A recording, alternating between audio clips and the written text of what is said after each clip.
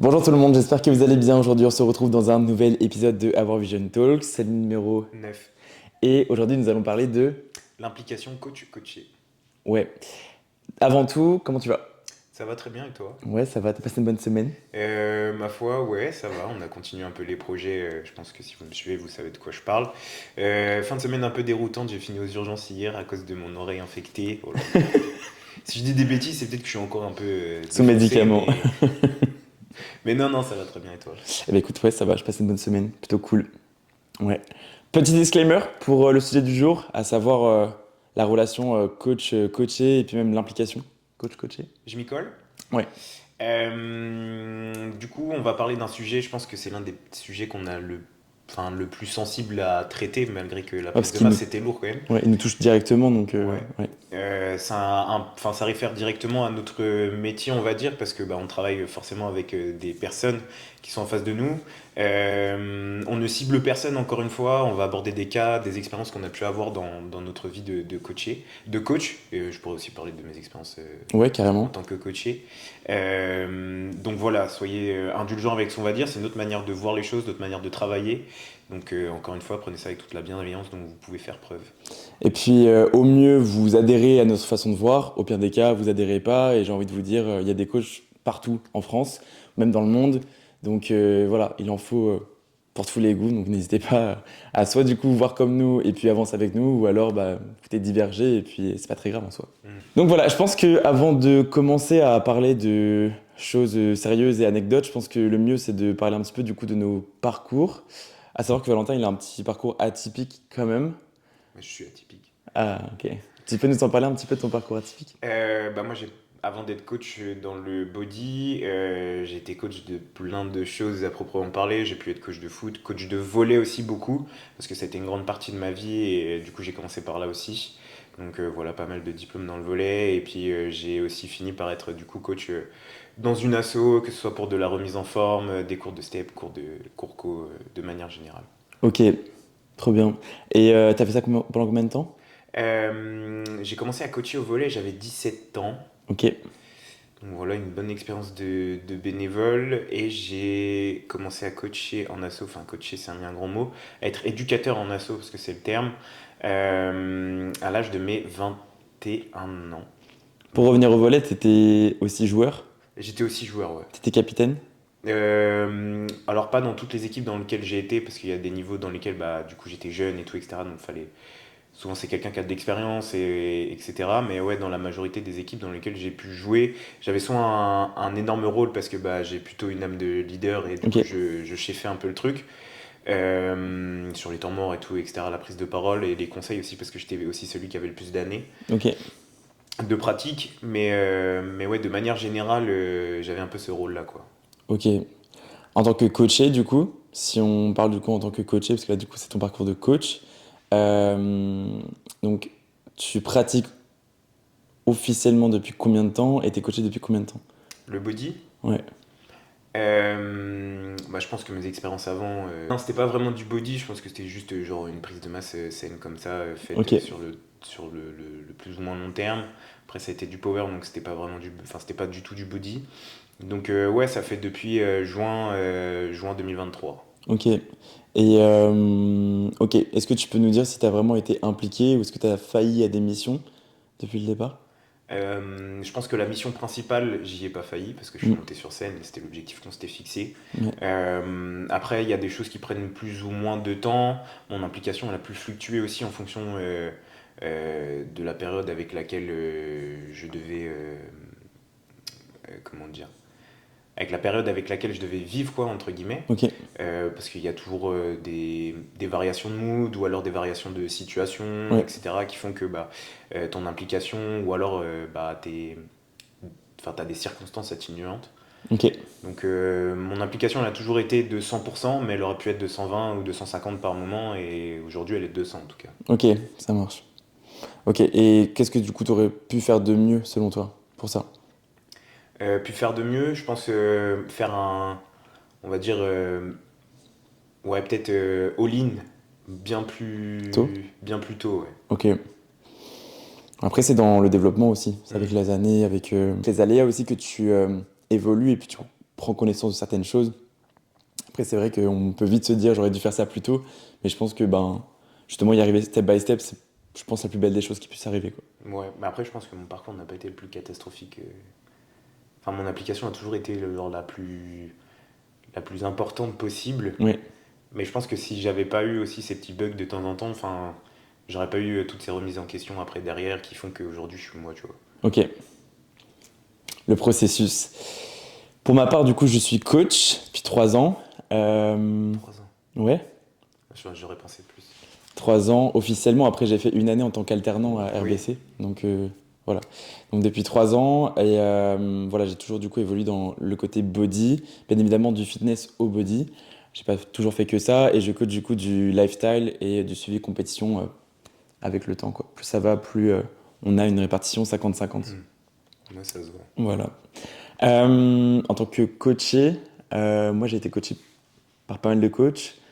En soi, Ton implication.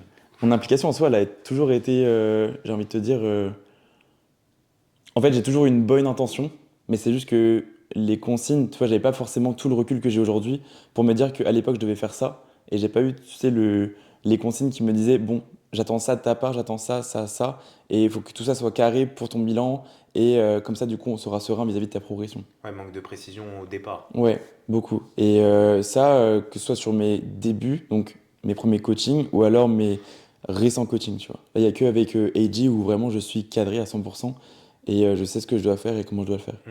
Et c'est vrai qu'auparavant, j'avais pas tout ce cadre et toute cette sérénité qui pouvait se dégager du coup de mon suivi. Donc j'ai envie de te dire que ma vision, elle n'a jamais changé. J'ai toujours du coup voulu faire plus, faire mieux, mais j'ai pas eu du coup ce mentor pour me cadrer au point où on en avait besoin, quoi. Manque d'inspiration aussi, peut-être. De la part de qui? Bah, là, à l'heure actuelle, on le voit et on le sent que tu es inspiré par ton coach parce que bah, du coup, sa manière de travailler correspond à la tienne. Ouais, Et peut-être que tu n'avais pas ça avec les précédents, ce qui fait aussi que du coup, tu n'avais pas cette clarté sur ta vision de faire et tous les étapes qu'il y avait dans ton processus, quoi. ouais, clairement. Mais après, voilà, encore une fois, c'est une résultante de mon parcours, de mes déclics, et je pense que si j'avais quelque chose à changer, je changerais pas, quoi. Oui, oui. Parce que tout ça, c'est ce qui fait de toi qui tu es aujourd'hui, donc voilà, zéro regret. Euh, je pense que du coup, on a fini l'introduction. Mais maintenant, du coup, on va vraiment s'attarder sur la partie coach parce que je pense que vous, derrière votre écran, vous êtes soit coaché, soit non coaché. Et je pense qu'aujourd'hui, l'objectif, c'est vraiment que vous compreniez tout l'envers du décor vis-à-vis de ce qu'un coach fait, de ce qu'il a besoin pour travailler et de ce qu'un coaché doit présenter pour être coachable et pour pouvoir en soi progresser. Hmm. Hmm. T'es chaud? Ouais, je suis plutôt chaud. Ok, on va parler du coup, je pense, des missions du coach en premier, ou même de ton process, tu vois, c'est-à-dire du premier message au suivi, tu vois. Je pense que ça sera plus parlant, tu vois. J'aimerais trop le retrouver, le premier message De quoi? que je t'ai envoyé. Non, mais sans pour autant du coup parler de nous, si une personne du coup te contacte aujourd'hui, comment du coup tu l'accueilles et comment du coup tu l'accompagnes jusqu'à du coup ses résultats. Hmm. Donc imaginons moi je t'envoie un message, qu'est-ce que tu fais? Bah, déjà, la moindre des choses, c'est de dire bonjour. Ensuite? Non, puis ça dépend aussi dans quel mood lui il arrive, parce qu'il y a tellement de façons différentes de venir. Il y en a qui y arrivent avec beaucoup d'inquiétude, Ouais, avec beaucoup de questions et qui ont besoin d'être rassurés directement. Et il y en a ouais, d'autres qui arrivent avec beaucoup d'assurance, ok, qui ont déjà un objectif fixé par leur propre chef ouais, et qui, du coup, veulent voir si toi tu corresponds plus ou moins ok. à l'identité qu'ils ont eux déjà d'eux-mêmes. C'est vrai, donc il y a une partie un petit peu test, Hmm. quand d'autres ont cette appréhension et ils veulent juste avoir quelqu'un du coup qui les rassure, quoi. Hmm. Et Il y en a c'est un peu le genre le désespoir, tu vois. C'est le dernier message ouais, avant de se dire c'est foutu, tu vois, j'y arriverai jamais. ok. Un peu le message du désespoir.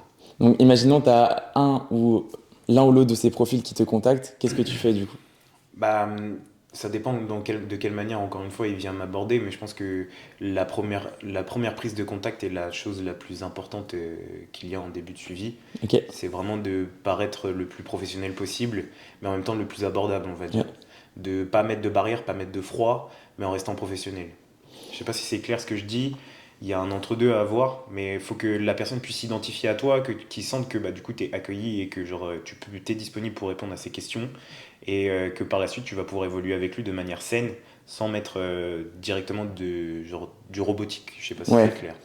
En soi, qu'ils sentent qu'il soit considéré, quoi. Que Et tu l'appelles par pas. son prénom, que tu lui Ouais. donnes voilà, de l'importance et que tu lui accordes du temps, quoi. Ouais. Même je trouve le tutoiement, tu vois, ça peut être un indicatif aussi. Ouais, il Il y y en a en a. beaucoup qui te vous voient ou pas? Non, parce que je pense sur les réseaux, il y en a pas beaucoup qui vous voient. Ok, Mais je pense que. Mais de face, en face, par contre, oui, c'est ok, plus. Les gens ont plus tendance à vous voyer qu'à tutoyer, quoi. ok. Donc en soi, le premier message, c'est ça qui va fixer votre dynamique. Juste soyez hyper impliqués, soyez, j'ai envie de vous dire, les plus réactifs au message. Quand on reçoit un message et que la personne met 10 ans à répondre, Hmm. bon, on est conscient que vous avez une vie, mais juste essayez du coup d'être le plus réactif. C'est ça aussi qui nous donnera, nous, en fait, envie du coup d'avancer avec vous aussi.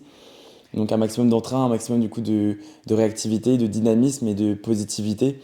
On peut concevoir que la situation elle est compliquée dans le sens où vous êtes désespéré parce que vous avez tenté maintes et maintes choses pour progresser et qu'aujourd'hui vous y croyez de moins en moins. C'est triste, mais juste ayez la foi, perdez pas espoir. Il y Oui. a plein de solutions, il y a plein d'exemples qui prouvent qu'il y a toujours des solutions, donc essayez vraiment de garder espoir et ne soyez pas dans cette dynamique c'est foutu pour moi, j'y arriverai jamais. Juste gardez espoir, vraiment.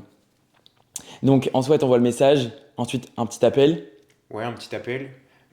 Moi, je sais que je préfère, après, c'est pas possible pour tout le monde, mais voir la Ouais, personne en face parce ok. que ça a beaucoup plus de concret que derrière une caméra. Ouais, Parce qu'encore une fois, le corps parle et du coup, c'est plus facile de cerner la personne. ouais, t'arrives mieux à voir enfin, s'il a des tics ou etc. et savoir s'il va être plus ou moins à l'aise avec toi, tu vois. Ok, Mais je pense que ouais, en face, c'est beaucoup plus simple, mais sinon, bah oui, Visio, ça reste la chose la plus sûre. Mais voir la personne, c'est vraiment une étape très importante, en tout cas, pour davantage s'identifier à toi et que toi, tu puisses aussi voir si tu peux lui faire confiance, tu vois. ouais. Donc voir la personne en physique, du coup tu fais ça à RBC, j'imagine, Ouais, à la salle. RBC ou même bah là je sais que bah, par exemple j'étais chez une personne pour lui présenter son suivi, mais en amont j'étais une fois aussi chez lui pour lui présenter ma manière de travailler et tout, etc., qu'il voit de manière concrète et Ok, pas seulement derrière un écran. ok.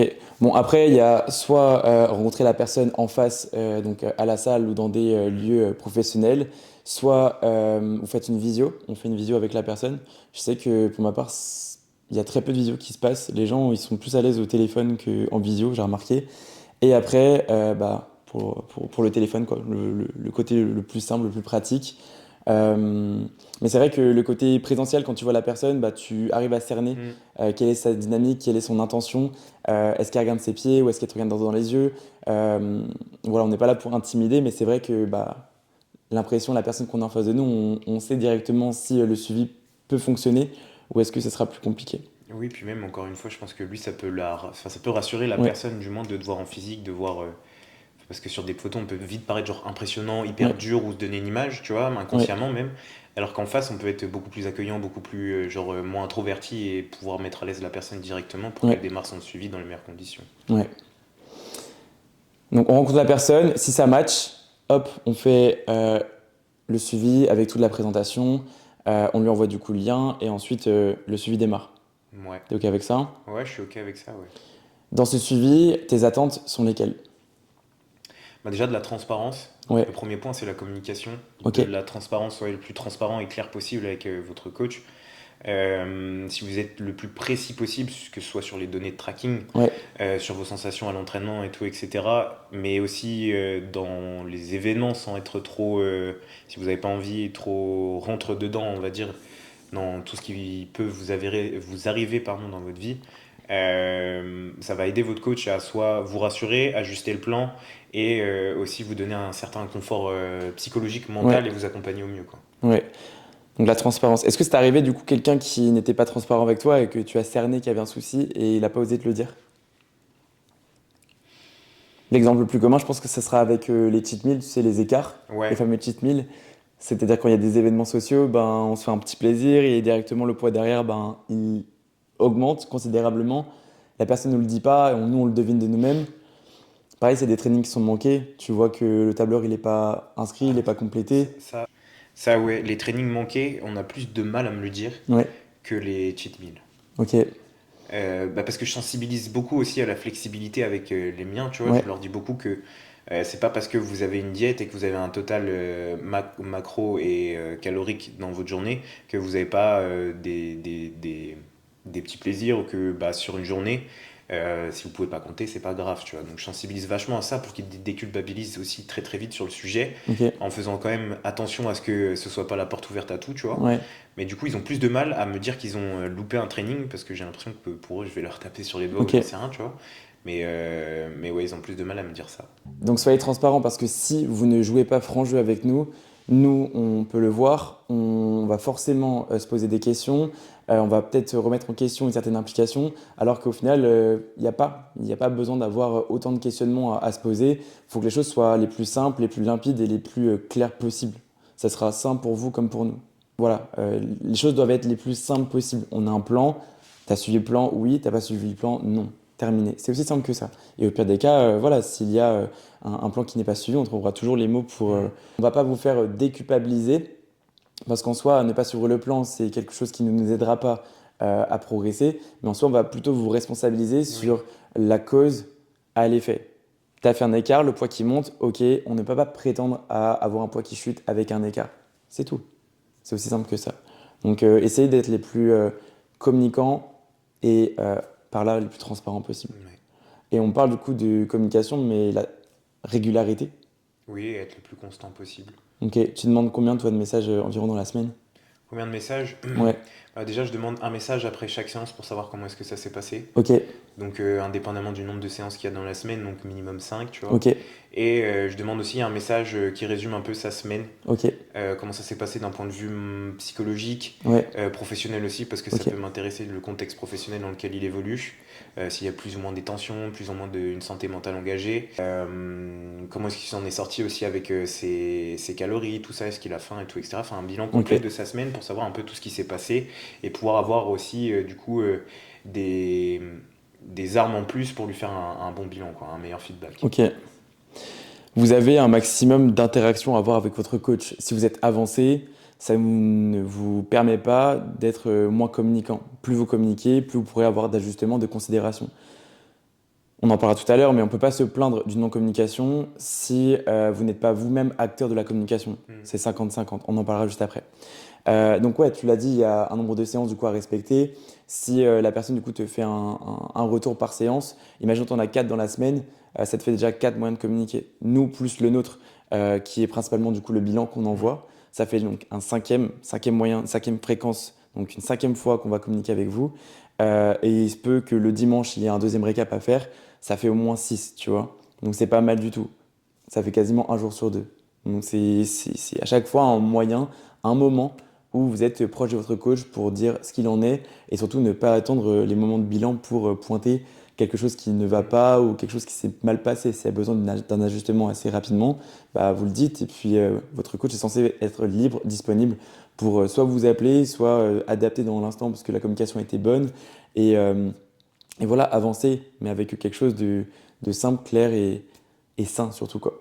Ouais, sachant qu'on a fait le pari de faire un métier passion et qu'on est quand même constamment connecté à notre téléphone, que ce soit WhatsApp, Insta, nous déranger, c'est absolument pas le terme Ouais, qu'il faut que vous employiez si jamais vous devez nous envoyer un message le plus rapidement possible. Et encore une fois, c'est votre projet à vous et on est autant impliqué de vous dans votre projet. Du coup, si vous communiquez le plus possible avec nous, n'hésitez pas à nous déranger. On est disponible 7 jours sur 7. ouais. Alors on dort quand même, enfin, on essaye du moins. Mais dès qu'on reçoit votre notification, nous, c'est un plaisir de vous répondre.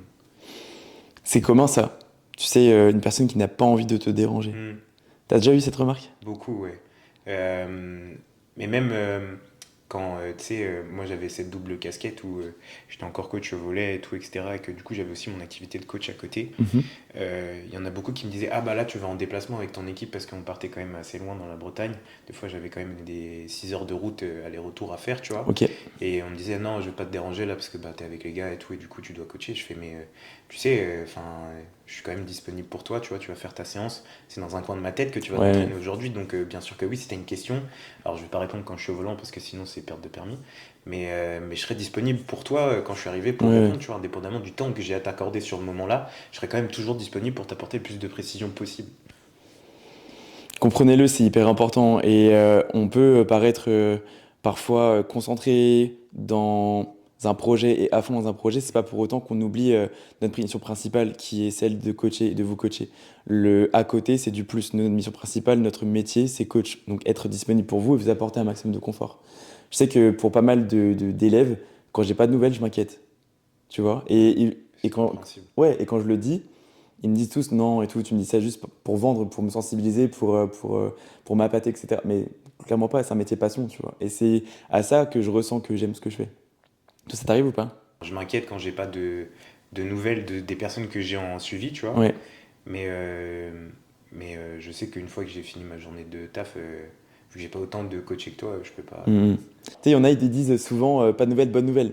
Mais ça marche pas chez nous. Ça, c'est horrible. Juste arrêter avec ça parce que quand nous, on dit pas de nouvelles, bonnes nouvelles, c'est juste triste nouvelle pour nous. Nous, on s'inquiète, quoi. Puis même, genre, on n'est pas que intéressé quand ça va pas ou quand il y a à faire des ajustements, on est aussi Ouais, content de vos réussites et fier de ce que vous accomplissez au quotidien. clairement. Clairement. Parce que tout le avant-après, ça sera une suite, ça sera une conséquence de la présence, de la communication, de la transparence et toute la régularité qu'on y mettra, quoi. Hmm. Puis comme on dit, c'est souvent le chemin le plus beau avant la fin, tu vois. On va conclure là-dessus. Ensuite, donc, on a parlé du côté communication, transparence et la régularité dans la communication. Ouais. Est-ce que tu vois autre chose? Savoir utiliser un tableur par pitié. Non, mais moi je le fais aussi, je sais que des fois j'ai saccagé ton tableur, tu vois. Mhm. Mais, mais ouais, savoir utiliser tous les moyens de communication et tous les moyens, tous les outils qu'on met à disposition. Ouais. Même si au départ, c'est pas parfait, juste prenez le temps de poser des questions pour savoir ce que vous devez faire, dans quel timing, est-ce qu'il y a des choses à rendre pour telle date, pour tel jour, par semaine, histoire d'être rodé et de ne pas avoir l'impression de mal faire. Parce que une personne qui a peur de demander, une personne qui a des doutes, sera forcément une personne qui va être frustrée tôt ou tard d'une non-présence, d'un non-suivi ou quoi que ce soit. Alors que la source de base vient de la peur que la personne s'est mise de elle à elle-même, quoi. Et ça, je trouve ça trop dommage. Donc essayez de poser des questions. Et au pire des cas, le tableur, bah, si vous ajoutez une colonne, si vous ajoutez une ligne, ça peut arriver, vous n'allez pas casser le tableur, hein. Il y a juste besoin du coup de réajuster. Oui, c'est pas dramatique en soi. Donc voilà, soyez du coup les plus communicants dessus, remplissez un maximum d'informations. Je sais qu'il y en a pas mal, tu vois, qui demandent, oui, est-ce que c'est à remplir tous les jours? C'est donc le poids, renseigner son stress, le niveau de faim, l'adhésion au plan, etc., etc. Qu'est-ce que tu dis pour ça, toi? Ça dépend encore une fois de quelle personne j'ai en face de moi. Mhm. Ça dépend aussi parce que j'en sais qu'il y en a beaucoup genre, qui n'ont pas de balance dans l'instant T, Ouais, mais qui font tout pour... Non, ton placard est fermé, t'inquiète. Mais qui font tout pour l'avoir le plus vite possible, tu vois. Moi, je demande souvent pour quelqu'un qui débute, histoire qu'il soit pas non plus genre trop fixé sur son poids, etc., son tour de taille, ouais, une prise de tour de taille par semaine ok, et minimum 2 prises de poids par semaine. Mais ok, je favorise les 3. ok, Donc une le lundi, une le mercredi et une le vendredi. ok. Pour moi, ce serait bien, tu vois. Retenez que plus on a d'informations, nous, en tant que Oui. coach, plus on pourra avoir de précision, plus on aura une tendance qui sera effective. C'est vrai que si on a une donnée isolée à la semaine, ça peut être très compliqué pour nous d'avoir du recul et de savoir ce qui peut se passer physiologiquement et ajuster de manière précise et productive. Donc oui, après, mettre une fréquence de base, c'est bien du coup de partir d'une faible fréquence pour montrer que tout va bien, parce qu'il y en a beaucoup qui ont peur des chiffres. Ouais, il y en a beaucoup sur le poids sur la balance, ça les effraie un peu. Ouais, que ce soit les personnes qui démarrent en surpoids ou même en situation du coup d'anorexie, ou même des personnes lambda qui sont dans un confort, dans un bien-être. Parce que parfois ça peut paraître assez oppressant aussi les chiffres. Donc essayez d'avoir un maximum de communication. Partez du coup d'un nombre de pesées assez faible pour monter petit à petit. Plus vous allez progresser, plus vous allez aimer aussi renseigner et suivre votre progression. Mm. Mais ouais, de manière générale, avec les personnes qui débutent, je demande pas un nombre de pesées si fréquente que ça. Mhm. Pour la simple et bonne raison que je pense à croire que si par exemple elle voit 75,2 et que le lendemain elle voit 75,6, tu vois, alors qu'il y a tellement de raisons qui peuvent fluctuer un Ça c'est poids. fréquent. Parce qu'on l'a dit, on le redira, genre le poids c'est peut-être l'une des données les plus imprécises qu'il peut y avoir, même si ça nous aide beaucoup. Ouais. Bah, ça peut les frustrer eux et ça peut aussi les remettre en question dans leur processus. Donc, Le poids peut varier énormément d'une journée à une autre, et même si vous êtes en déficit calorique, vous pouvez très bien avoir des rebonds à la hausse. Vous voyez, Valentin, des fois, il faisait des ups de 1 kg, 1,1 kg d'une journée à une autre, et d'un coup, après, ça descendait. Donc, si il avait donc, qu'une pesée à la semaine, et comme par hasard, c'était son pic de poids que l'on prenait, on aurait pu se dire que la stratégie alimentaire était pas la bonne et on devait réajuster. Alors que comme il avait plusieurs pesées à la semaine, on savait que la tendance était bonne et que la stratégie était bonne. Comprenez ça. Donc c'est pour ça qu'il dit le poids c'est une donnée, c'est bien, mais oui effectivement le poids a parfois ses limites, donc essayez d'avoir un maximum cette indication et cette régularité surtout. Mm. Ensuite je pense qu'on peut dire par rapport au training le fait de se filmer. Ouais, j'avais un autre truc avant, Vas-y. mais ça rejoignait ce que tu disais. C'était, on dit souvent que la curiosité c'est un vilain défaut, mais là chez nous en l'occurrence c'est plutôt une très belle qualité. T'as dit qu'il fallait poser des questions et ça Ouais. se rejoint, donc je pense qu'être curieux ça fait aussi partie des points les plus importants qu'il y a quand on est en suivi avec nous. Pas avoir peur de paraître idiot en posant une question qui Ah peut oui. parfois sembler bête, alors que pas du tout. Genre par exemple, là c'est tirage vertical, est-ce que c'est en prise neutre, prise nana? Alors Ouais. que juste, bah, c'est peut-être que tu as mal compris l'exo, que tu pas fait l'effort de juste regarder le lien de la Ouais. vidéo. Il n'y a pas de question bête, encore une fois, plus vous serez curieux et précis avec nous, plus on pourra vous aider à avancer le plus rapidement possible. De toute façon, plus la personne comprend, plus elle va être confiante dans Mm. l'application des standards. Donc en soi, poser des questions encore une fois, vous avez tout à y gagner. Oui, puis vous ne nous dérangez pas encore une fois. Donc ensuite, il y avait, comme je le disais à l'instant, les vidéos. C'est bien de se filmer combien de fois par semaine, par séance même? Je vais prendre un exemple bateau, tu as 6 exercices dans ta séance. Tu filmes les 3 premiers, la semaine suivante, tu filmes les 3 d'après. Plus celui qui était peut-être à revoir. Ouais, celui où dans ton feedback on t'a dit que cette technique-là était à améliorer, à revoir, tu peux le refilmer évidemment. Voilà, c'est ce que je préconise, on va Ok. dire. Filmez-vous le plus possible. Effectivement, je pense, je fonctionne de la même manière. Essayez du coup de filmer le plus possible parce que c'est ce qui va assurer la productivité de votre stratégie alimentaire aussi. Si vous êtes en déficit calorique et que nous, on n'a pas la manière avec laquelle vous réalisez votre exécution, votre plan de manière générale, ça va être limitant dans le temps. Comment voulez-vous retenir la masse musculaire si vous n'avez pas la technique, l'intensité et tout ce qui en retourne? C'est hyper important. Imaginons, vous n'avez pas la forme, donc vous n'avez pas le placement requis, vous êtes en déficit calorique, vous exposez directement une articulation à des Mm. tensions. Ne vous étonnez pas que vous développez des douleurs. Non seulement en déficit calorique, on n'est pas dans une situation confortable pour être, euh, je dirais, enfin, je dirais intact. Mais on doit rester dans une situation la plus saine possible. Mais c'est vrai que articulairement, sur le plan tendineux et sur même le plan musculaire, ça peut être compliqué vis-à-vis de la récupération. Donc essayez vraiment de ne pas vous mettre de bâton dans les roues, de ne pas nous mettre de bâton dans les roues, à nous, ensemble, hein, parce qu'on est une équipe du coup, pour pouvoir avancer sereinement, quoi. Mm. Mais comme il l'a dit, bah, du coup, on n'est pas tout le temps avec vous sur vos Ouais. séances. Donc vraiment voir vos exécutions, oui, mais aussi surtout votre intensité et voir que vous allez jusqu'au bout de votre effort, c'est aussi bah, tout l'intérêt de vous filmer à la salle. Et même ceux qui sont autour de nous au quotidien, tu vois. C'est-à-dire que nous, on a pas mal de coachés qui sont autour de nous au quotidien, donc dans notre salle. C'est pas parce qu'on est autour que ça les exclut de se filmer. Oui. Parce que quand ils sont autour, c'est bien, on les voit de loin, mais c'est vrai qu'on est concentré aussi sur notre séance. Ou alors on est concentré sur le coaching, avec notamment la personne avec qui on est, quoi. Mm. On ne peut pas être partout. Donc essayez vraiment de retenir que se filmer, c'est la base. C'est grâce à ça que vous aurez un bilan étoffé à la semaine. Si vous avez des bilans de 5 minutes, bah, vous étonnez pas du coup de ne pas avoir de temps. Vous pouvez vite avoir tu sais, la sensation de ah, mon bilan il a duré que 2 minutes, super, il m'a bâclé. Bah, en fait, je te fournis un retour avec ce que j'ai. Donc, plus tu donnes d'informations, plus ton bilan sera long. Mm. Non mais oui, je suis d'accord avec ça. Il y a des bilans des fois que je t'ai fait où j'ai eu un retour de 2 minutes, mais je savais c'était pourquoi, c'est Bah parce que ouais. j'avais pas rempli le truc ou enfin le suivi, etc. et que j'avais pas rempli tous les tableaux. Après, tu vois, on est dans un suivi tous les deux, on se connaît, on travaille ensemble depuis longtemps. Je te vois régulièrement, j'ai confiance, tu vois. Mais c'est vrai qu'il y a des personnes, on commence pas à prendre le melon. Non mais je me suis fait gronder il y a pas longtemps, c'est pour ça que je dis ça. Mais tu vois, c'est vrai qu'il y a des personnes qui n'ont pas l'expérience que tu as, qui n'ont pas l'attitude que tu as, et qui se permettent du coup de ne pas se filmer à l'entraînement. C'est pas bon. C'est pas comme ça qu'on rentabilise une collaboration. Parce que non seulement financièrement, vous allez y laisser des plumes, Ah oui. mais aussi psychologiquement. Parce que bah voilà, la sensation du coup de stagner, elle viendra du coup de toute l'absence de la communication. Et la communication, c'est pas que les messages, c'est pas que le tableur, c'est aussi les vidéos aux entraînements. Mm. Tout ça, c'est la communication. Et quand on dit, nous, coach, on a besoin de quoi? bah, on a juste besoin de communication. On n'a pas besoin de plus. La communication, c'est tout ça. Et n'ayez pas peur de nous envoyer 40 vidéos parce que vous pouvez nous dire que ça nous fait une charge de travail énorme, mais plus vous nous envoyez de vidéos, et ça reste beaucoup mieux qu'une personne qui nous en envoie que deux, ça nous fait certes plus de temps à passer sur vos exécutions, mais c'est aussi pour ça qu'on aime faire notre métier, c'est pour avoir le plus de données à analyser et le plus de retours qualitatifs à vous faire. C'est quoi le max que tu aies pu recevoir? Moi, Ouais. je sais que j'en ai une qui me filmait tous ces exos de toutes ces séances. Ok. Après, elle était sur une base de 3 séances par semaine parce que c'était sur de la prépa physique. Ok. Mais elle me filmait tous ces exos. Mais quand je te Ok. dis tous ces exos, c'est que des fois, elle filmait toutes ces séries, tu vois. Ok. Ah oui. Ok. Ok. Et du coup, ça me faisait énormément de retours à faire, mais genre, j'étais trop content, tu vois. Ok. J'allais. Au début, je le faisais sur WhatsApp parce que j'avais pas Loom. Ok. Et du coup, je faisais des énormes balades, tu vois, juste pour pouvoir lui faire son Ok. bilan, tu vois. Donc, j'étais trop content de pouvoir, genre, analyser tout ça et avoir tellement de points techniques à lui apporter, tu vois.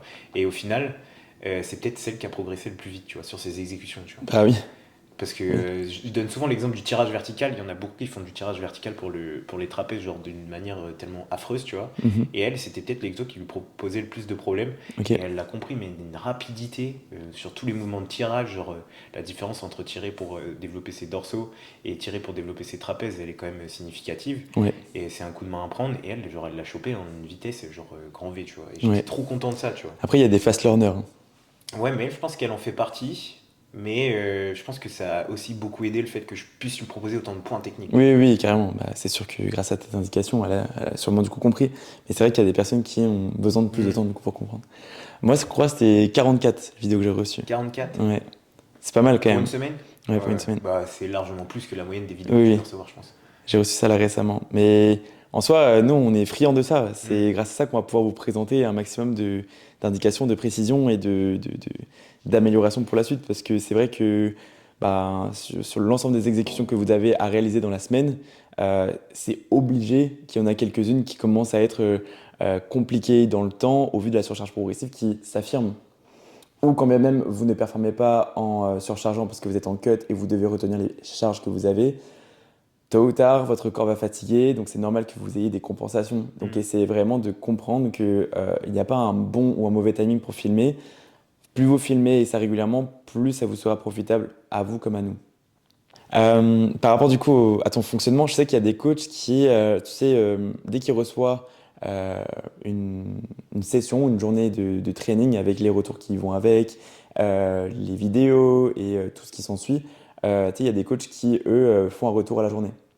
Toi, tu fonctionnes comme ça ou est-ce que tu attends toute la semaine pour faire un gros bilan? Non, j'attends toute la semaine pour faire un gros bilan, Ok, de ok. manière générale. Je trouve que c'est quoi le mieux en soi, pour toi? Moi, mon fonctionnement, je l'aime bien parce que du coup, si je vois des choses évidentes, je fais un retour direct Ouais.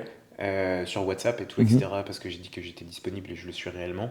Donc, je fais un retour direct et j'hésite pas à apporter des précisions, tu vois, que ce soit pareil pour le posing. Mhm. Parce que je suis coach posing aussi et que du coup, bah, dès qu'on m'envoie des photos, je les analyse et je fais un rapide retour, indépendamment du gros retour que je peux faire milieu de semaine, parce que moi je le fais le mercredi, Mhm. à tous les élèves, que ce soit pour du posing ou pour, ou pour les suivis lifestyle et body. J'apporte le maximum de détails sur les questions qu'ils peuvent me poser la semaine Mhm. et je les félicite aussi, les encourage et leur donne quelques petits points techniques à améliorer si par exemple ils ont des doublons d'exercices dans la semaine ou qu'ils veulent poser davantage dans la semaine et tout, etc. pour qu'ils puissent améliorer jusqu'au prochain bilan. Ouais. Et après, il y a le gros retour tous les mercredis pour tous les coachés, que ce soit pour du posing ou pour le Ok. côté muscu. Ok. C'est bien. C'est ce que je fais aussi. On s'inspire des meilleurs, quoi. Mais non, mais dans le sens où c'est vrai que faire les retours vidéo Loom à chaque session, à chaque retour de session, tu passes ta journée à faire ça. Mm. Parce que si tu as une personne qui t'envoie sa session à 6 heures du matin, une à 10 heures, une à midi, une à 14 heures, et vous avez compris la suite, tu fais que ça de ta journée. Ouais. Tu peux pas. Donc c'est vrai que sur l'instant, quand tu envoies des vidéos, tu check les fins de série, voir comment ça bouge. C'est vrai que si la personne a un doublon, c'est vrai que ben, lui apporter un retour pour lui dire, tu vois, là, tu as encore une fois ce tirage-là dans 2 jours. N'hésite pas du coup à faire attention à ta posture, ton ouverture thoracique et ton tirage en coude, tout en répondant donc, à ces questions, tous ces retours qu'elle a fait sur la session donnée. Mais c'est vrai que le gros bilan bah, se fait du coup sur son jour de bilan, Ouais. soit le mercredi, jeudi, vendredi ou le dimanche. Pour toi. pour moi. Donc, il y a un ensemble de retours sur tout le tracker, sur WhatsApp, sur vos vidéos partagées sur WhatsApp, sur vos photos également.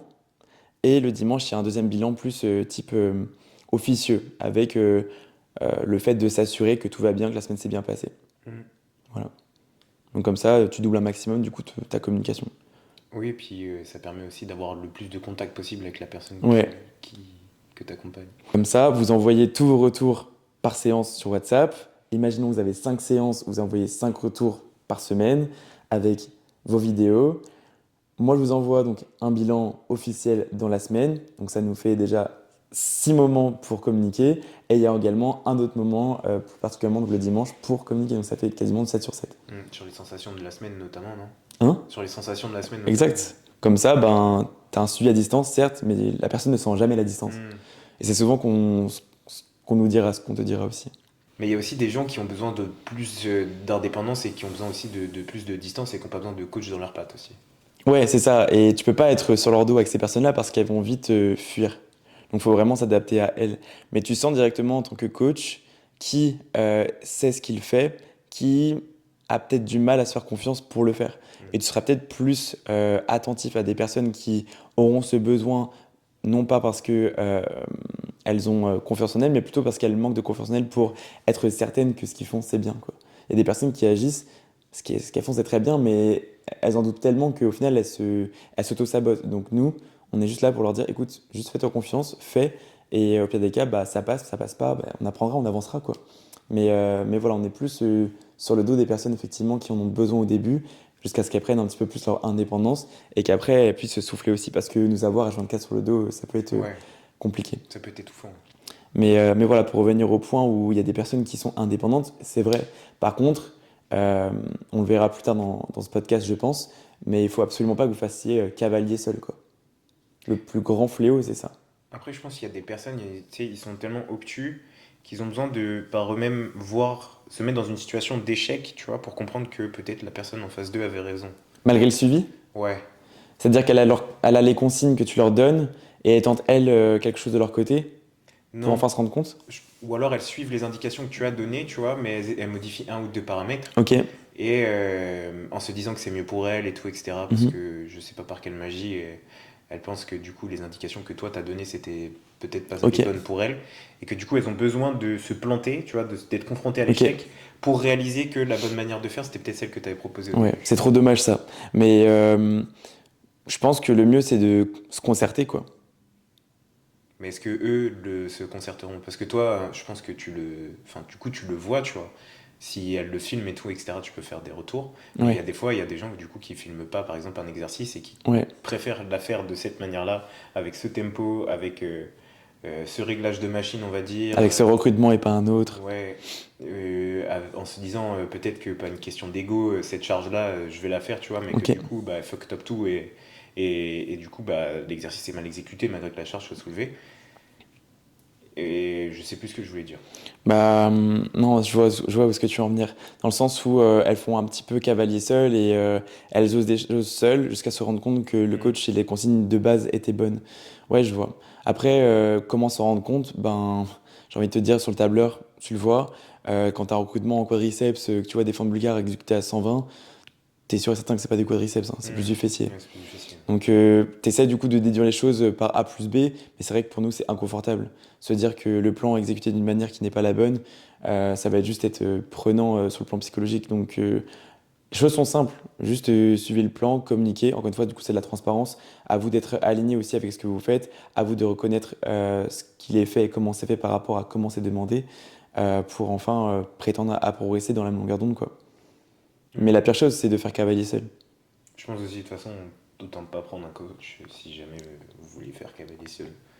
Mais je pense que du coup, on va faire la transition sur ce qu'on attend du coup d'une personne et comment on peut la prétendre, je dirais, coachable. Pourquoi, tu Les vois, prérequis. les prérequis. Ouais, on peut faire cette transition. Parce que je pense qu'on a fait le tour sur le fait de coacher. Ouais. Ouais, et j'espère qu'on n'a pas trop dit comment est-ce qu'on fonctionnait pour pas qu'on pompe nos idées. Mais...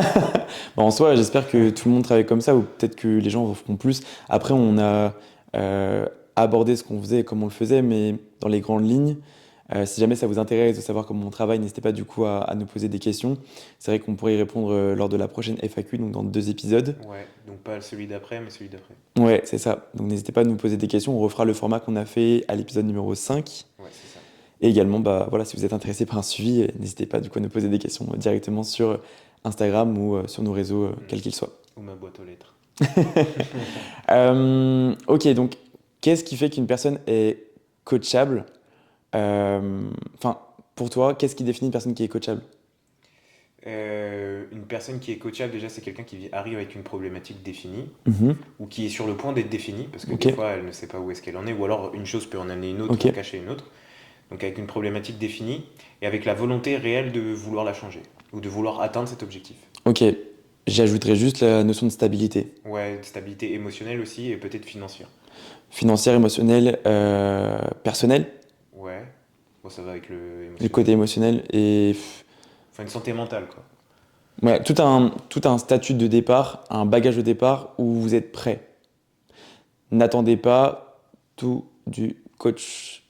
Il y a 2 acteurs. Il y a nous qui ferons donc un plan en fonction du coup de vous, mais il faut vraiment qu'on puisse concevoir un plan selon une situation Hmm. fixe. Bien évidemment, les choses évolueront dans le temps, mais si votre mentalité est fixe, est la bonne, on arrivera à tout faire.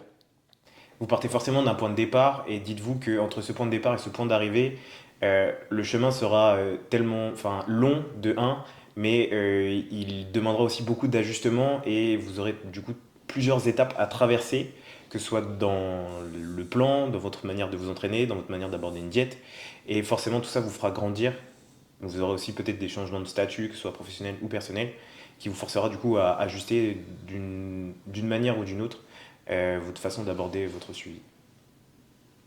C'est bien dit. J'aime bien. Mais oui, c'est vrai. Il faut que vous preniez du recul par rapport à ça, juste assurer une certaine compréhension autour du processus. Je sais que moi, j'exclus de plus en plus des profils type fitness. Parce que ça correspond peut-être pas aussi à l'univers dans lequel tu évolues.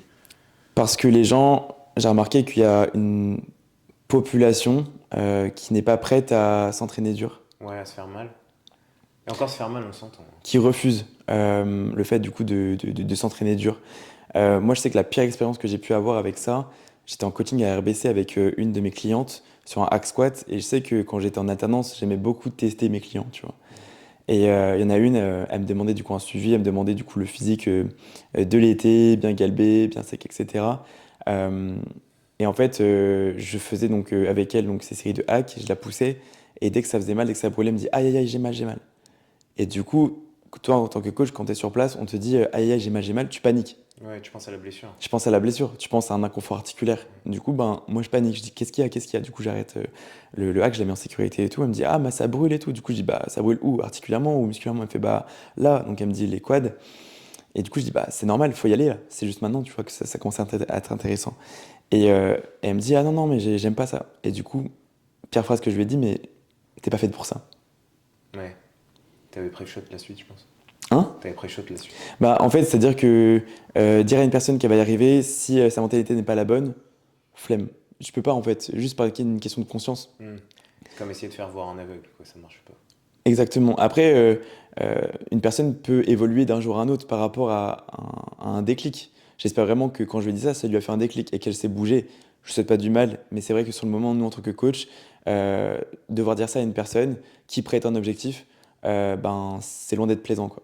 Hmm. Après, il y a des coachs qui, eux, sont adaptés plus à ce type d'entraînement où c'est juste du fitness et tout, etc. Mais il faut être conscient que du coup, cet objectif-là n'est pas atteignable, du coup. Bah, elle me demandait un objectif galbé, quand même, donc du body. Tu vois, c'était Oui, vraiment oui. un physique assez avancé, quoi. L'objectif n'était pas en concordance avec elle, son mental et sa manière de concevoir les choses. Ouais, Et du coup, elle y serait jamais parvenue, quoi. exactement. Donc, rien qu'à cause de cette expérience, je me refuse, tu vois, de prendre quelqu'un qui n'a pas la mentalité. Et auquel cas, cette personne-là, dès le départ, lors de l'appel, elle me dit que elle est débutante, que voilà, elle veut juste sa perte de poids, elle veut juste se raffirmer. Ok, pas de souci. Tes objectifs sont définis, ton expérience, elle est celle-ci. Je vais t'amener à ça. Mais ne prétends pas vouloir avoir un physique bodybuildé dès le départ avec une expérience qui n'est pas assez avancée ou du moins, je dirais une mentalité qui n'est pas prête à ça. Hmm. Et encore une fois, votre problématique de départ n'est pas forcément la problématique que vous choisirez en cours de chemin ou celle d'arrivée. Donc voilà, pour moi, tout part de là. Et je pense que tu verras euh, un suivi qui est réussi euh, du début à la fin, ce seront toujours avec les personnes qui auront la mentalité. Hmm. Mais moi, je le vois déjà un peu, tu vois. Genre, déjà, je pars du principe que quand je cours pour avoir un bilan, tu vois, c'est que déjà, il y a une petite alerte, tu sais, il y a Hum, un hum, hum. petit déclic dans ta tête qui dit, bon, une fois, ok, parce que je peux comprendre qu'il y ait des, Des aléas, des imprévus, ouais, ouais. des imprévus et tout, etc. Et que bah, peut-être que sur le moment, tu n'y as pas pensé, ou alors que à l'heure à laquelle je fais le bilan, tu étais peut-être en train de dormir, tu vois. Ouais, c'est possible. Mais, par contre, quand c'est deux fois, trois fois, quatre fois et que je passe ma vie à répéter les choses, ou à courir après un bilan, c'est pesant, tu vois. C'est un peu pesant. Le coaching, c'est un métier passion. Vous aurez toujours donc... bon, j'aime pas dire c'est comme ça et je veux pas me dissocier du coup de certains coachs, mais pour moi, dans le coaching aujourd'hui, il y a un aspect marketing-vente. Donc pour moi, il y a des vendeurs et il y a des coachs. Il y a des coachs qui pratiquent pour la passion et des coachs qui pratiquent pour le business. Et en soi, un coach business qui pratique pour l'argent ne se souciera jamais de si vous allez bien ou Hmm. de si vous avez fait votre bilan. Si vous n'avez pas fait votre bilan, tant pis, il s'en fout. Vous êtes un billet pour lui. Si le coach est un coach passion, ça va le travailler. Et tôt ou tard, la collaboration s'arrêtera parce que au-delà donc du billet que vous êtes, il y a un humain, tu vois, il y a un espoir, il y a un Oui. objectif et il y a une promesse, tu vois, qu'on s'est dite. Et le nombre de fois où j'ai dû du coup arrêter des suivis parce que les personnes ben, n'étaient pas impliquées, et ben c'est nombreux quoi. Parce que j'ai jamais voulu l'argent que les gens m'apportaient, j'ai toujours voulu leur progression. Puis tu as aussi ta santé mentale à toi, tu Ouais, vois. une personne qui fait pas ses bilans, ben, pour nous c'est juste, j'ai pas envie de dire déprimant, mais c'est hyper lassant, c'est pas du tout passionnant. Au-delà du fait que, ok, dans un suivi, il y a des aléas, il y a des périodes du coup de creux, parce qu'il y a des événements, etc. C'est normal et c'est ok s'il y a des bilans qui sont pas faits une, deux semaines. Ok, mais ça, plus ça, plus ça, manque de vidéos, manque de renseignements, manque de retours. euh, Tu passes ta journée sur ton téléphone, Hmm. tu vas pas me dire que t'as pas 5 minutes pour Hmm. donner des nouvelles à ton coach, quoi. Je Tu suis vois. d'accord. Tout le monde peut avoir un suivi, mais tout le monde ne peut pas tirer profit de son suivi. Et ça, faut vraiment que vous le compreniez. On n'est pas des sauveurs. On n'est pas des sauveurs, puis encore une fois, je pense que genre on a des principes et des valeurs et profiter genre juste de l'argent des gens, ce serait genre hyper malhonnête de notre part, tu vois. Alors qu'à la base, c'est pas pour ça qu'on le fait. Alors bien sûr, ça fait plaisir de pouvoir s'acheter un air fryer, mais la vérité c'est qu'on le fait parce que du coup, bah, comme tu l'as dit, c'est un métier passion et que de pouvoir transformer des physiques et pouvoir surtout mettre du bonheur dans la vie des gens en se disant que bah, maintenant ils ont confiance en eux, qu'ils s'assument Mm, pleinement mm. et que psychologiquement ça va mieux à travers le fait que nous on leur a fait bouger les choses physiquement et que dans leur tête on leur a inculqué des habitudes, qu'on leur a inculqué une certaine manière de travailler et surtout le goût de l'effort.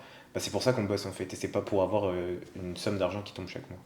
Et tu vois, dans cet épisode-là, je voulais vraiment insister sur le côté mindset, parce que je me suis rendu compte avec le temps que les personnes qui ont les plus belles transformations, non pas que physiquement, mais aussi sur le plan psychologique, bah, c'est des personnes qui sont dédiées euh, au changement, tu vois. Hmm. Peu importe ce qui arrive, genre, juste elles tiennent bon. Alors, parfois, c'est pas parfait, parce que voilà, les aléas font que, mais elles tiennent bon. Et tôt ou tard, ça paye. Un bilan excellent, un bilan moyen, un bilan bon, un bilan qui revient parfait. Enfin, c'est juste une continuité qui fait que voilà, on est inspiré par un projet et tôt ou tard, on se dit mais regarde, t'as traversé ça, ça, ça, et au final, regarde où est-ce que tu en es. Hmm. Et non seulement du coup, t'as la transformation qui est physique, mais sur le plan psychologique, la personne, elle est tellement changée, quoi. Ouais, je suis d'accord avec ça. J'ai fait un post en lien avec ça hier sur le fait que genre si tu continues perpétuellement à écouter tes peurs, à essayer d'attendre le bon moment pour agir, à vouloir tout faire dans la perfection et à Oui. chercher cette mesure-là, tu vois, bah tu passeras ta vie à attendre, tu vois. Et t'agiras jamais. Donc là où je voulais faire réfléchir les gens, c'était plus dans le sens où choisis pas, attends pas le bon moment, genre sois acteur de ta vie et choisis toi quand c'est le moment d'y aller, tu vois. Agis Mm. dans l'imperfection, attends pas tout le temps que ce soit genre tous les feux soient ouverts, mais juste genre fonce, tu vois, genre. Je suis trop d'accord avec ça. T'as des données, t'as des moments de vie et tout, etc. Genre juste, bah tu prends ça et tu mets ça dans ta poche et tu fonces, tu vois. Genre juste tu fais un all-in, tu vois. Agis dans l'imperfection et arrête d'écouter tes peurs parce que sinon tu seras juste freiné tout le temps. Et tu regarderas toujours les autres faire. Ouais, tu regarderas les autres faire et après tu te diras, ah mais pourquoi est-ce que moi ça m'arrive jamais ce genre de truc, mais que ce soit dans la muscu ou dans d'autres choses d'ailleurs, genre que ce soit professionnellement, dans le perso et tout, etc. Genre si vous vous attendez toujours que genre ce soit parfait pour agir, ben, en fait il se passera jamais rien dans votre vie, vous entreprendrez jamais rien, vous aurez jamais de relation stable, professionnellement vous passerez votre temps à chercher un boulot que vous aimez pas peut-être, en plus que vous passerez votre temps à quitter ce boulot-là parce que du coup bah ça vous s'ira pas comme vous le voudrez.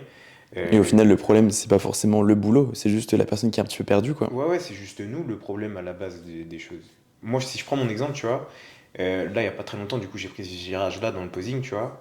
Et si j'avais des doutes, tu vois, j'avais peur de passer pour un ignare, parce que j'avais eu cette discussion-là avec quelqu'un et je me disais, j'ai toujours dit, si je veux me lancer dans un truc, je veux que genre le sujet dans lequel je me lance, je le connaisse à 100% par cœur, tu vois. Ok. Faut que genre je connaisse les moindres détails et tout, etc. de ce sujet-là, tu vois. Mhm. Et au final, genre en discutant, on m'a juste fait prendre conscience des choses en me disant que bah j'étais doué pour cette chose-là. Et c'est pas parce que genre je connaissais le détail technique parfait pour rendre cette pose incroyable que genre j'étais pas légitime à pouvoir faire ce métier, tu vois. Ok. Et du coup, je me suis dit, bah en fait, t'attends quoi pour te lancer, tu vois? Genre, t'attends quoi? T'attends demain, t'attends après-demain, t'attends dans un mois savoir comment ça va faire un side chest de l'orteil droit jusqu'à l'épaule gauche, tu vois? Ouais. Bah non, tu vois, juste je me suis dit, bah lance-toi, si ça marche, tant mieux, si ça marche pas, bah juste t'auras essayé et t'auras pas de regret de l'avoir fait, tu vois? À toi, du coup, de faire en sorte, du coup, de peaufiner ta Hmm. démarche, quoi.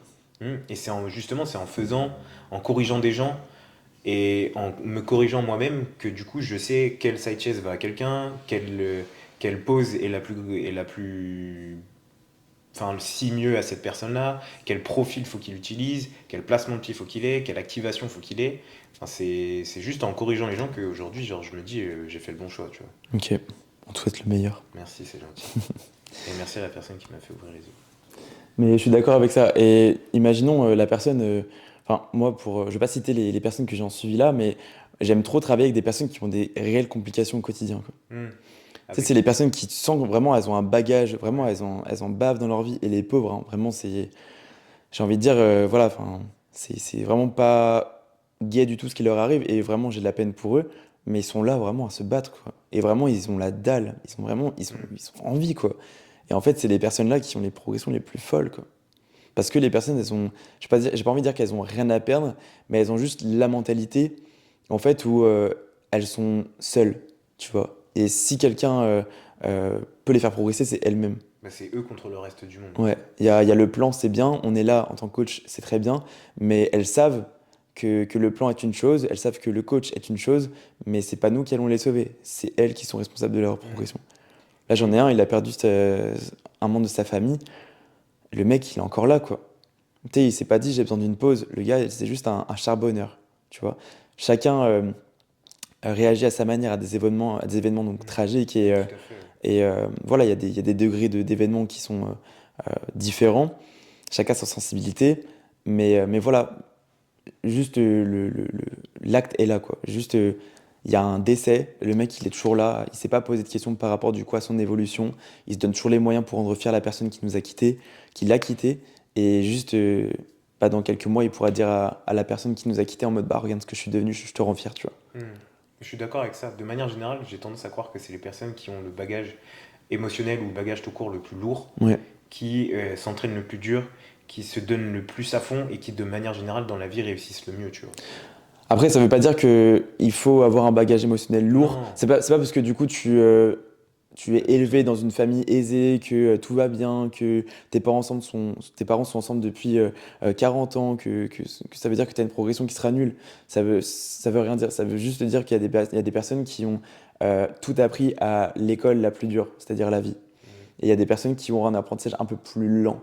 Et plus les personnes auront l'envie d'apprendre, plus les personnes vont se confronter à la difficulté, plus elles vont être ouvertes au challenge, bah, plus elles vont progresser, tu vois.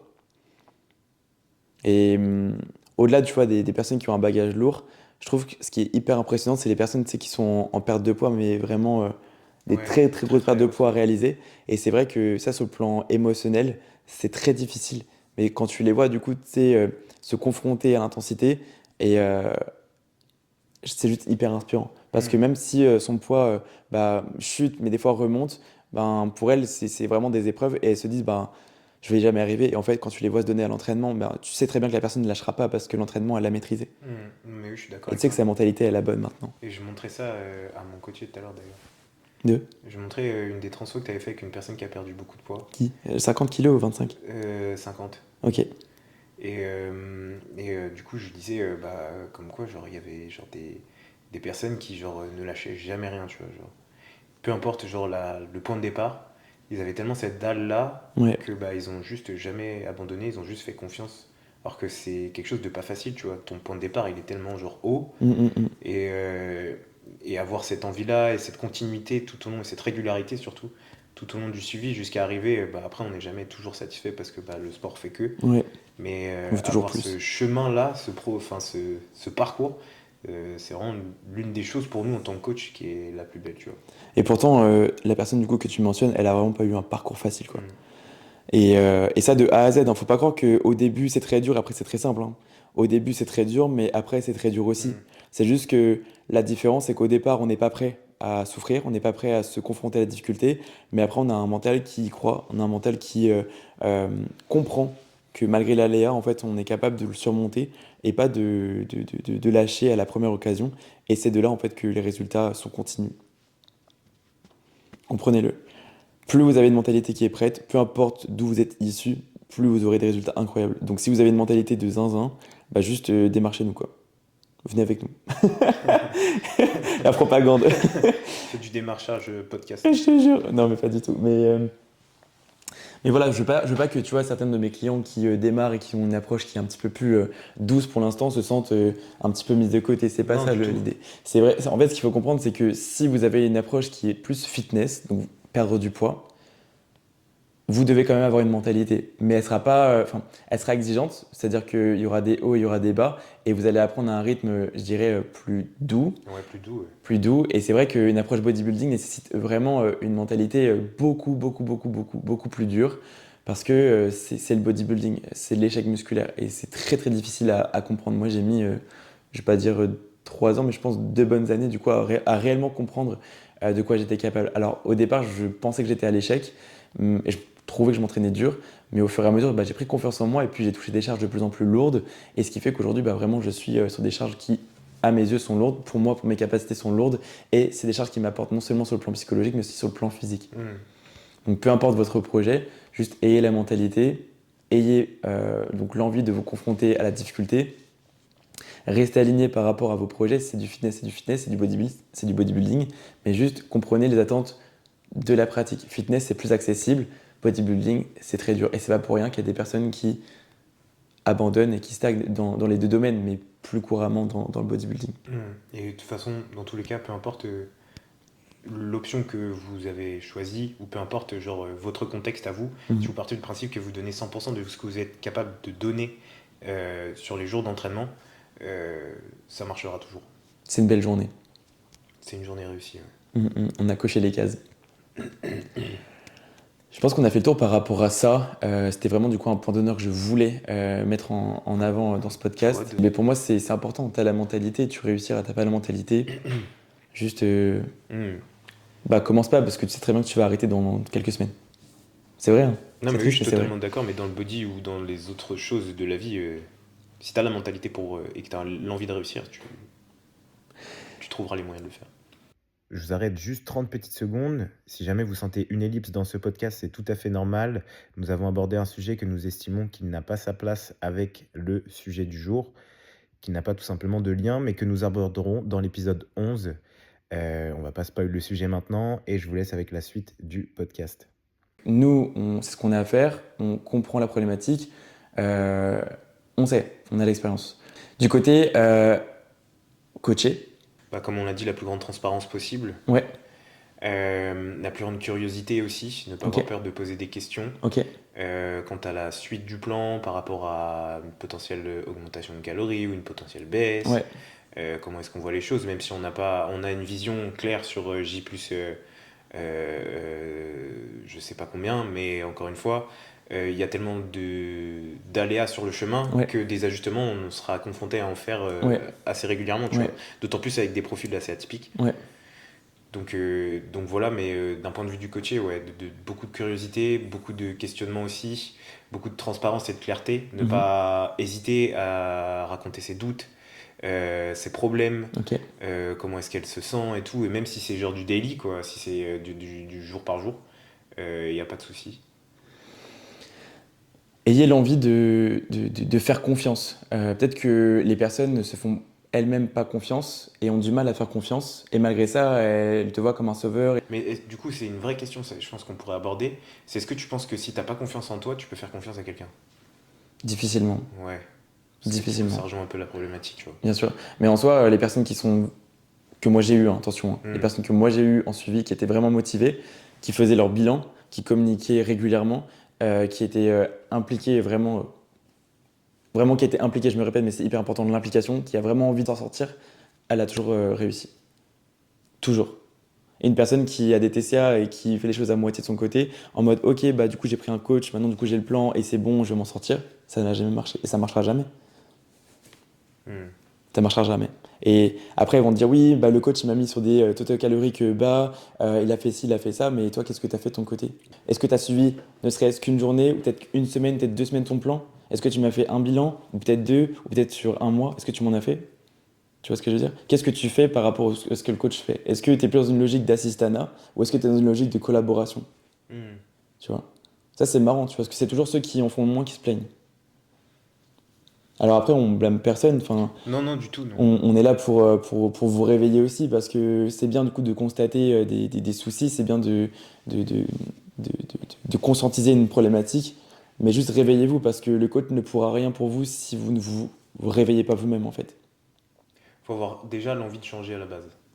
Ouais, Faut avoir déjà la motivation de sortir de ces troubles-là. Parce qu'il y en a qui se confondent quand même, enfin pas qui se morfondent, tu vois, mais qui sont bien avec cette idée-là et qui se disent, genre c'est un fait en soi et c'est comme ça et ça changera pas, tu mm, vois. mm, mm. Faut avoir l'envie de changer à la base, je pense.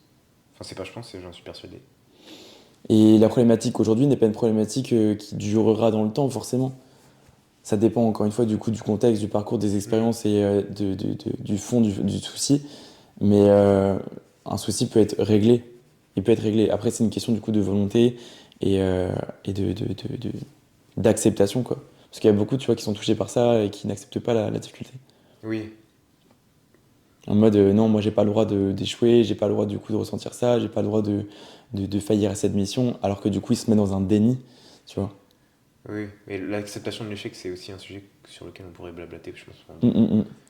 Donc voilà, retenez aussi le fin mot là, c'est que peu importe votre situation aujourd'hui, que vous ayez du coup une épaule en vrac, que vous ayez du coup une approche alimentaire compliquée, on n'adaptera jamais un plan si on n'a pas la communication en retour. Hmm. Donc on vous mettra jamais sur des totaux caloriques excessivement bas ou excessivement hauts si on n'a pas eu le plan en amont. On n'imposera jamais un plan alimentaire. Oui, Un plan alimentaire, il est toujours absolument pas. discuté, il est toujours validé des deux parties. Et on n'a pas le droit d'imposer un plan alimentaire en plus, parce qu'on est coach, on n'est pas diététicien. Et il faut avoir du coup la certification de diététicien pour fournir du coup un plan diététique. Donc juste, restez réaliste par rapport à ça, réveillez-vous et collaborez et ne soyez pas dans l'attente, soyez acteur de votre progression. Non, t'as tout dit, tu m'as enlevé les mots de la bouche. Bah, en vrai, c'est important. Non, sur le côté validation des deux côtés, ouais, c'est vraiment. On ne peut pas vous imposer quelque chose qui ne vous convient pas à vous. Donc on essaiera de discuter avec vous pour peut-être vous éveiller la question, mais on ne peut pas vous imposer quelque chose qui ne vous convient pas. Donc dans tous les cas, il faut que la validation vienne des deux côtés. On vous propose quelque chose, si vous dites oui, c'est bon, il n'y a pas tant de questions que ça, il n'y a pas d'ajustement en plus à faire, bah, c'est feu, on part et on voit comment ça marche, et s'il y a des ajustements sur le plus long terme, après on les fait. Mais si vous n'êtes pas d'accord sur la base même du plan que l'on vous propose, bah on en discute ensemble et puis on trouve des solutions. Et après, des fois, tu sais, il y a des personnes qui, malgré le fait qu'on a des solutions, qu'on leur propose des solutions, qui les refusent. Tu sais, qui demandent et pourquoi ci et pourquoi Mm. ça. Faites confiance à la manière de faire. Si vous n'y adhérez pas, posez des questions, mais n'allez pas démanteler, déconstruire la manière d'approcher les choses. Auquel cas, si vous n'avez pas confiance, bah, juste arrêtez votre suivi. Au lieu du coup d'entamer, euh, je dirais, une approche, avoir espoir en cette approche, et après se rendre compte que au final, il y en a un qui a plus cru que l'autre, que le coach était seulement à fond seul, et que le coach n'a pas suivi, et qu'il a Mm. fait cavaler seul. Forcément, ça nous prend à cœur, on sacrifie beaucoup de choses pour notre métier passion. On l'a dit, on le redira jamais assez, mais on ne travaille pas pour l'argent. Il y a beaucoup de choses qui peuvent le démontrer. On n'est pas là, encore une fois, pour lister tous nos bienfaits et toutes nos missions et tout ce qu'on fait au quotidien. On est juste là pour vous éveiller sur euh, certaines choses. Pour les coachs, les jeunes coachs qui nous suivent, veillez à travailler avec une personne qui est, je dirais, coachable, Ouais, qui remplit tous les critères de ce que vous demandez. qui a la mentalité que vous désirez, que vous avez besoin pour l'amener là où est-ce qu'elle souhaite, et auquel cas, si elle n'a pas la mentalité dans l'instant, bah, à vous de vous en rendre compte et de la sensibiliser à ce qui va devoir être fait, comment ça va devoir être fait, l'accompagner dans ce processus de développement, et ça de manière à atteindre les résultats tôt ou tard. Ok. Mais c'est vrai qu'il y a des personnes, tu vois, qui souhaitent vite avoir les résultats, Oui, mais qui n'ont pas forcément du coup toutes les clés en main dans l'instant. Ça va nécessiter quelques semaines, quelques mois, et c'est ok. plus Mais de temps. exactement. Et, euh, Et et ça va voilà. peut-être amener de la frustration, mais il faut savoir débunker le truc Ouais. et au plus vite d'ailleurs, parce que sinon, si on laisse traîner la chose et pourrir la situation, dans tous les cas, après, ça va péter, tu vois. Mm. Donc juste voilà, se responsabiliser, responsabiliser la personne que vous avez en face de vous, euh, mettre à plat toutes les problématiques qu'il peut y avoir, communiquer à fond, de manière transparente, cohérente et surtout régulière, que ce soit sur la première semaine de suivi ou même sur la 52e semaine de votre suivi, ou peu importe, juste communiquer à fond, ne perdez pas la passion, ne perdez pas la fibre et l'engouement vers le projet, parce que tôt ou tard ça se sentira et ça créera forcément du coup de la discorde, et c'est pas ce que veut le coaching en soi. Le plus important, même lorsque certains suivis peuvent prendre plus de temps à se concrétiser, gardez cette étincelle, souvenez-vous de pourquoi vous faites ce métier, gardez cette passion surtout, et avant tout aussi référez-vous à toutes les réussites, tout le bien-être que vous avez pu apporter aux gens, toutes les transformations et toutes les personnes que vous avez pu aider pour garder cette flamme et garder cette animation par ce métier. Et même inspirer les élèves que vous avez. Parce Mhm. qu'il y en a, tu sais, qui peuvent se frustrer aujourd'hui et tu leur dis, bah écoute, tu vois, j'ai passé telle épreuve avec telle personne, sans mentionner l'épreuve en question, parce que tout est privé quand même. On est quand même dans un certain secret Oui, professionnel. professionnel, oui, bah oui, bien entendu. Mais voilà, juste inspirer les uns les autres par les projets des uns et des autres pour y arriver tôt ou tard, quoi. Mhm. Puis certaines problématiques se rejoignent, donc forcément, une personne peut en inspirer une autre de par sa problématique qu'elle a pu résoudre. Ouais. Pour ce qui est du coaché, n'hésitez vraiment pas à communiquer au maximum avec nous. N'ayez pas cette impression de nous déranger, ce ne sera jamais le cas. Et soyez le plus régulier possible, que ce soit dans votre vie perso, dans votre tracking et dans vos entraînements. Vraiment, soyez le plus régulier. Est-ce que tu as un point en plus à rajouter? Et la mentalité. Donc voilà, on espère que du coup l'épisode du jour vous aura plu.